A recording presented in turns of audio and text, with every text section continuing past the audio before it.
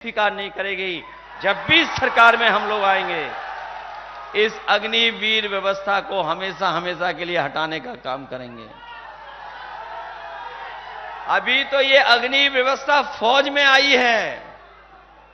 हम अपने खाकी पहनने वाले भाइयों को भी कभी कभी सावधान करते हैं, और इसलिए सावधान करते हैं कि फौज की नौकरी 4 साल की कर दी। ये सरकार में आ गए तो हमारे खाकी वर्दी पहनने वालों की भी नौकरी 3 साल की कर देंगे। ये हमारे प्रेस के साथी पूछते हैं कि कैसे संभव है। मैं उनसे पूछता हूं कि बताओ, आपको पता था कि हवाई अड्डे बिक जाएंगे? क्या आपको पता था कि रेलवे स्टेशन, रेलवे की ट्रेनें बिक जाएंगी?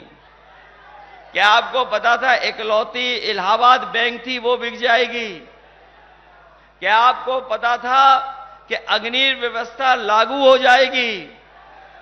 और क्या आपको पता था कि आधी रात नोटबंदी हो जाएगी? जब आपको नहीं पता था, अगर ये दोबारा आ गए तो फौज की तो 4 साल की नौकरी, खाकी वर्दी वालों की 3 साल की नौकरी कर देंगे। न केवल ये लोग नौकरियों से खिलवाड़ कर रहे हैं, बल्कि जितनी भी सरकारी नौकरियां उनको संविदा और आउटसोर्स पे भेज रहे हैं। और वो आउटसोर्स पे इसलिए भेज रहे हैं जिससे कि इन्हें आरक्षण न देना पड़े।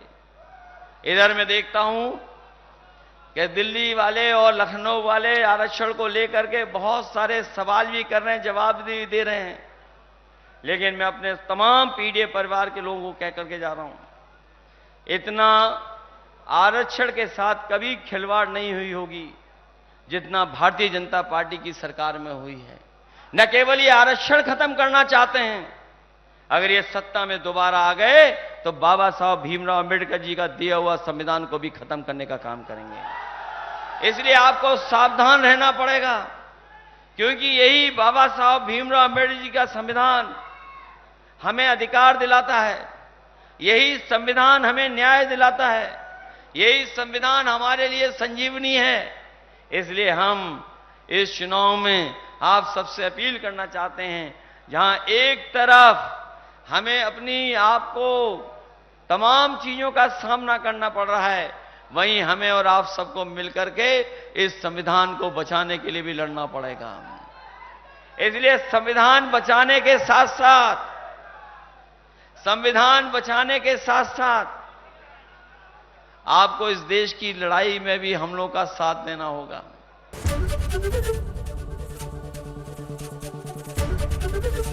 एबीपी गंगा, खबर आपकी, जुबान आपकी।